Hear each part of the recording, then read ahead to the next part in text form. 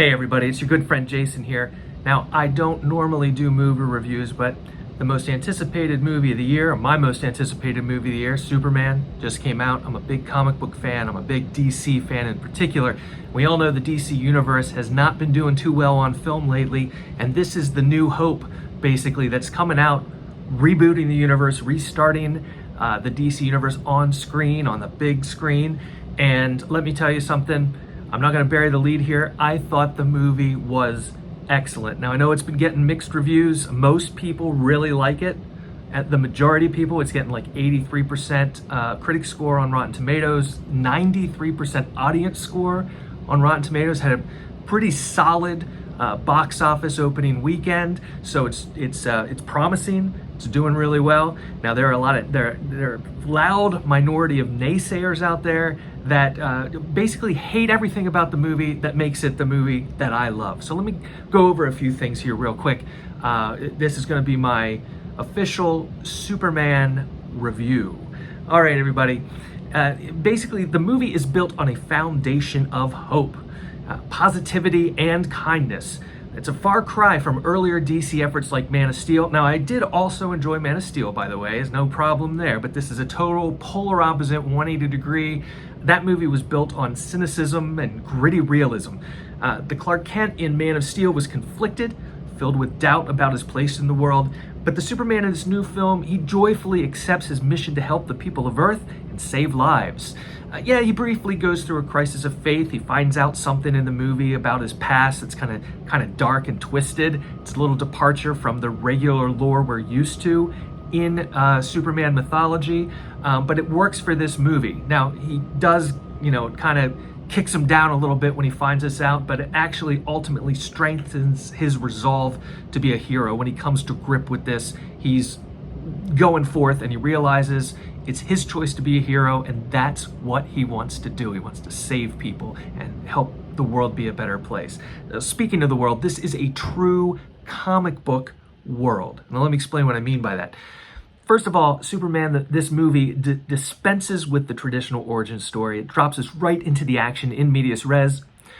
Clark has been operating as Superman for 3 years at this point, and events that are important to the movie have already happened off screen at the very beginning of the movie.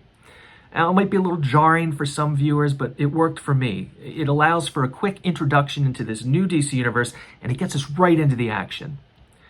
Well, the important thing to know is the movie is not meant to take place in our world, in the real world. It's not grounded in that way. It's a heightened reality, a comic book world where superheroes, they call them metahumans or metahumans in this film, they've already existed in this world for at least 300 years. Everyone knows about superheroes, they know about monsters, they know about aliens. They're not particularly shocked to look up in the sky of Metropolis and see a group of heroes fighting. There's something in the movie called a dimensional imp, which a group fights. And the people of Metropolis are just like, it's happening again, no big.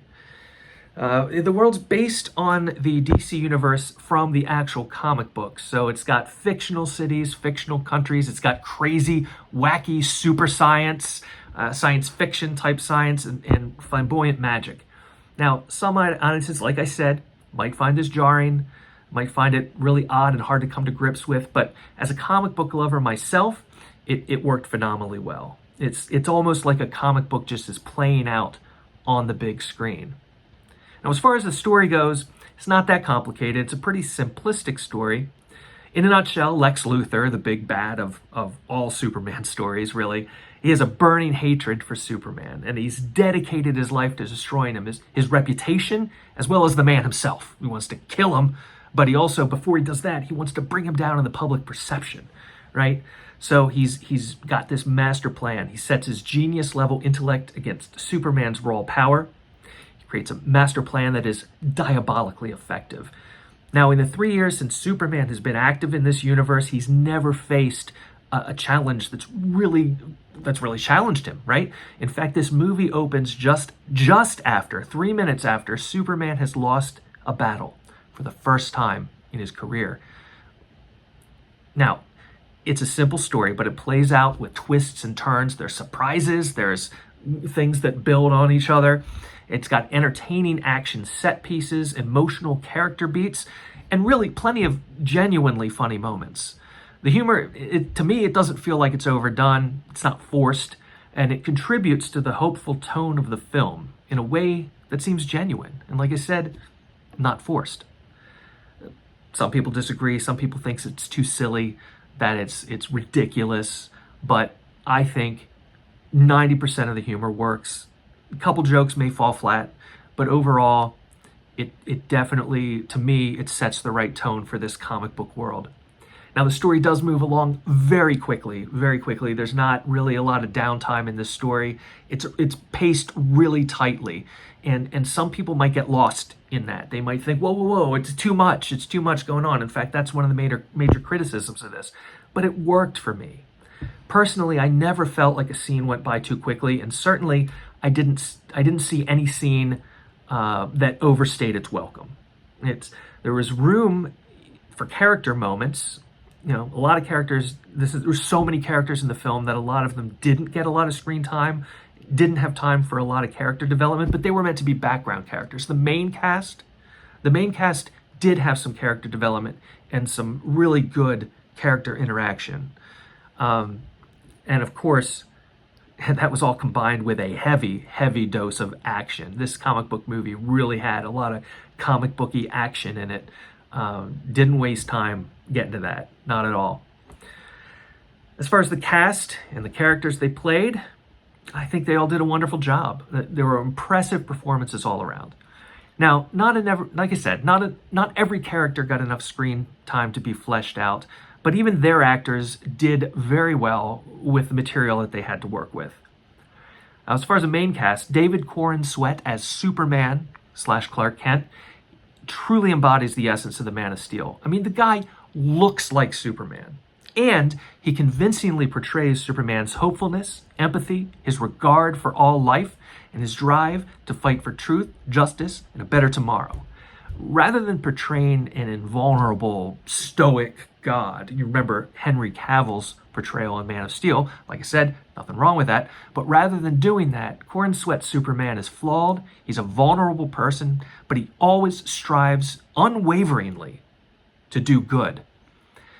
His wholesome Midwestern charm, I mean, it may seem a little corny to some, it is a little corny, but I find it delightfully refreshing, and I'm hoping that most people will take that attitude as well.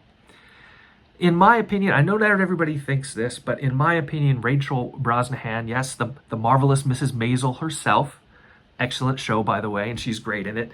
She's perhaps the best Lois Lane that we've had to date on film. I mean, her chemistry with Corenswet is on point, and every time they shared the screen together, I felt there was a spark there. I felt the spark. She's witty without being overly snarky. She's very smart, and her journalistic skills and integrity are on display in the film.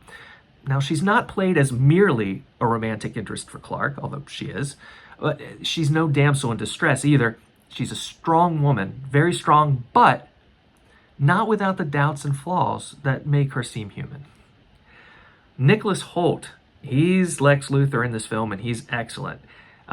He's a billionaire tech genius, the head of Luthor Corp, which in this movie at least deals in munitions and of course futuristic technology, inventions such as the pocket universe, which he creates this extra dimensional pocket dimension that essentially he uses for various things, but mainly as a prison for his own enemies, but it's also like a prison for rent for countries to put their political prisoners and stuff in here. It's very easy to use it to disappear people who are inconvenient. So maybe that's reflecting something that might be going on in the real world a little bit, but we're not going to get into that. Lex Luthor is just as driven and evil as one would expect. He's always the smartest man in the room. He's got influences in the media, the US government, other foreign governments, and of course, he has ultra loyal employees and followers that just, think he's the bomb diggity. I don't know why I use that phrase. Pretend I didn't. Now, that's the main three, but the supporting cast, they're all excellent as well. We've got Superman's fellow heroes, the Justice Gang, as they're called in this film, or most of them don't want to be called that, but one of them is insisting that that's their name. Standouts include Green Lantern Guy Gardner, who's played by Nathan Fillion. He's a wannabe alpha male. He's got just short of toxic masculinity, but he's not that bad. He's a jerk. He's a jerk, but he's a lovable jerk. You just gotta love him. There's Mr. Terrific, who's played by Edi Gathegi. He rivals Luthor in his own genius. He's very smart. He develops his own technology that he uses to fight evil. He's very charismatic, and he's funny, but he's not funny in a haha ridiculous sort of way. He's funny in more of a, I'm the serious dude in the room, and you all are fools, and you're ridiculous. and he comes off as hilarious because he's always trying to like work on his technology or do something, that is focused when he thinks ridiculous stuff is happening around him. So it's funny. He's got one of the best action sequences in the movie. It has to be seen to be believed. It's fantastic. I think her name is pronounced Isabella Merced. Isabella Merced is Hawk Girl in this movie, and she does a great job. But she's not in the movie that much. She doesn't have a lot to do. But when she is there, it's really fun. Lois and Clark's co-workers at the Daily Planet, they also don't have all that much to do in the movie. They're fun when they're on screen, but they don't have a lot to do, except for photojournalist Jimmy Olsen. Jimmy Olsen is played by Skylar Gisondo with charisma and charm. He's instrumental in helping Lois dig up dirt on Lex Luthor, and they use that information to ultimately reveal Luthor's ill intent to the public. So that's a really cool sequence that plays out in the film, and it's really neat how it happens too. There's a couple other characters in the movie. I'm not going to go into them. They're more minor characters. They're also very good, but for the sake of brevity, we're not going to go into any more detail on that. Other than to say, last but not least, I need to mention Krypto. He's the super dog. He's Superman's dog in this movie. He's a fully realized CGI dog. It shouldn't work. It absolutely shouldn't work. It's ridiculous, but it totally does. He is a highlight of the movie, and he steals every scene that he's in. He's unruly, he's destructive, and he's not really all that obedient, even though he does help out sometimes. But really, he's the ultimate good boy. He's a good boy. We love Krypto. He's great. So finally, the verdict. To me, this is a good time at the movies, but it's not going to be for everyone. You're not going to like it if you're stuck in the Snyderverse, or you think that superhero movies should only be dark, gritty, self-serious, and deconstructionist. There are some great movies like that. The Dark Knight is probably the best superhero movie that ever was made, and yet it is that way. But Superman does not have to be that way, and most superhero movies should not follow that pattern. It's a great pattern, and there's a lot of movies out there if that's what you like. This isn't the one. You also won't like it if you don't like levity, heart, and humor. If you don't like James Gunn movies, I know his certain brand of humor is not for everybody. You won't like it if your only interpretation of Superman that you like is if he's like the stoic alpha male who doesn't show emotion or weakness and he's basically a god. You also won't like the movie if you hate fun. If you hate fun, you're just a hater and you don't like it. That's okay. No judgment. But, I'm not like that. Now, you will like this movie if you want to see heroes that cherish life, that go out of their way to save people, they actually care about truth and justice. You want to see it if you like levity, color, hope, and heart mixed in with action and drama. You want to see it if you can accept a superhero film that's not embarrassed to be a superhero film, and who has a hero that's wholesome and sincere and not snarky and ironic. Think Tony Stark. He's great. Iron Man's great. Marvel Cinematic Universe is great. Tony Stark, Iron Man rules, but he's not the same as Superman. He's snarky. It's a whole different vibe. Both are equally valid, but I like this story better. You'll love it if you're a comic book fan, especially a DC fan, or you can accept the sci-fi weirdness of a comic book world.